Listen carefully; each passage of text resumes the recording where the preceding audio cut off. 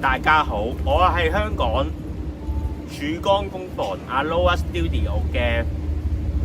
負責人 Siko Sama、Siko Learn Desu。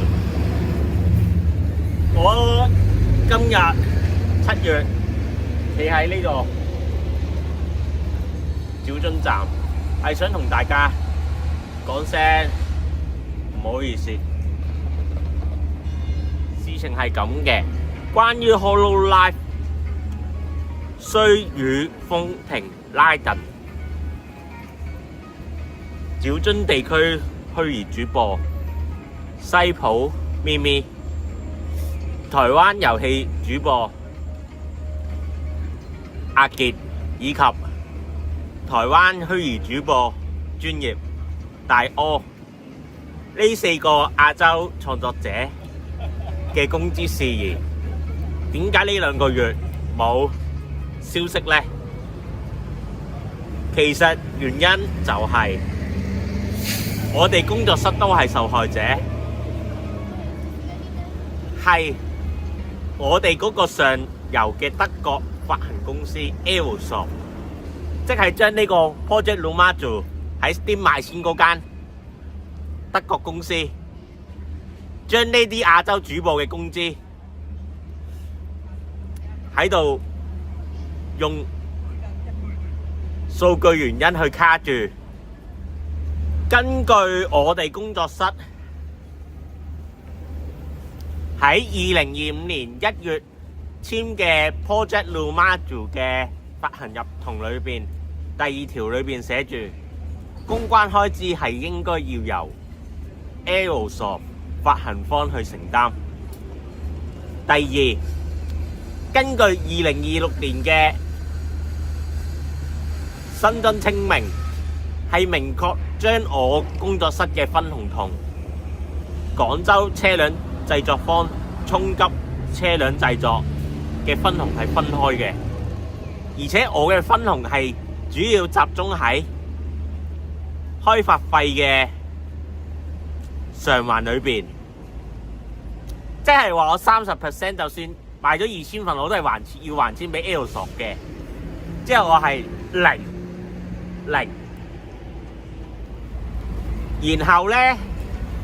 因為我就知道呢啲亞洲嘅小鎮係需要有亞洲區嘅市場教育流量，尤其是呢個13年前用德國作為背景嘅歐洲巴士遊戲，係唔會突然之間會有亞洲玩家，例如台灣、日本、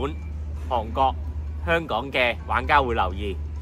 所以我1月嗰陣時已經提出咗，我哋有呢個工作室有呢個亞洲主播公關計劃，然後佢哋個公關部經理 Aerosoft 嘅 Julian 就話：你3月可唔可以俾啲直播主名單我哋啊？我哋想增加流量，然後我就幫佢安排咗。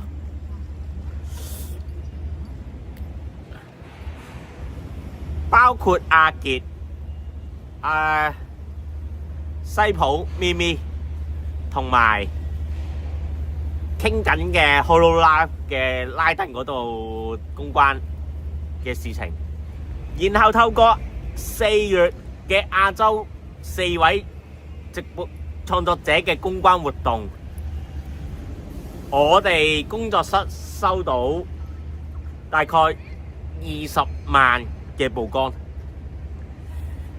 仲甚至帶嚟咗750份嘅 Project Lumazu 嘅銷量。聽起嚟呢個數淨係得個11000歐羅，係咪好抵？但係德國人都係覺得唔抵，佢哋係咁攞住個退款率話，點解有18% 啲人退款啊？呢個唔係我哋工作室嘅問題，呢個好明顯係佢哋13年前巴士遊戲底子嘅問題，搞到我哋嘅非常精緻嘅日本小樽 Access 都唔係幾應付到。然後佢哋就會問點解5月嘅銷量跌咗？大佬啊，5月人哋出咗個富士山 Frozen Horizon 6，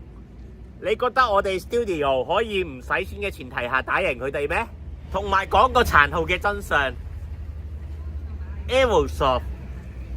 作為德國歐洲最大嘅模擬遊戲發行公司，佢哋喺成個 OMSI 包括主遊戲同埋我哋 Project Romaju 嘅 DLC 入邊，係每個玩家收咗40% 嘅。結果佢哋唔想承擔個公關開支之餘，我哋 Studio 喺冇收入嘅情況下問佢哋增加工作室嘅貸款去嘗試，先解決直播主工資嘅問題。結果佢哋個 CEO 講咩啊？呢個死人遊戲唔值1萬歐羅啊！所以我借錢俾你哋，我哋都會輸啊！乜做生意一定包贏嘅咩？人哋做完嘢俾錢就係責任，至少亞洲嚟講係有付出就有收穫。同時間因為 Aerosoft 扣咗呢啲亞洲直播主同埋我哋工作室嘅開支嘅行為，導致咗我而家喺日本幾乎資金耗盡嘅情況下，仍然嘗試同當地嘅公關機構去處理新作品《津島魂鬼 Revenge of Tsushima》嘅地方合作事宜。我希望津島真嗣可以喺出年嘅成個 Unreal 5嘅東海道裏邊捕捉到東海道嘅鬼魂去超度。所以呢啲德國發行公司嘅不尊重亞洲創作者嘅行為，根本就係收住我哋啲錢，然後就唔想結賬俾我哋嘅創作者。希望咁多位全球嘅粉絲幫我翻譯到唔同語言，幫我分享去全世界。Aerosoft 係會爭亞洲創作者嘅宣傳費，同埋幫我喺全世界幫我 tap Aerosoft GmbH 個 Twitter account， 去關心下拉登站同埋西普列斯媽列斯烏拉咪咪幾時可以收到人工，同埋希望大家可以多多支持我哋新作品嘅批藏同埋 Kickstarter。多謝大家對我哋工作室呢2年嘅支持。我係 Siko， 多謝。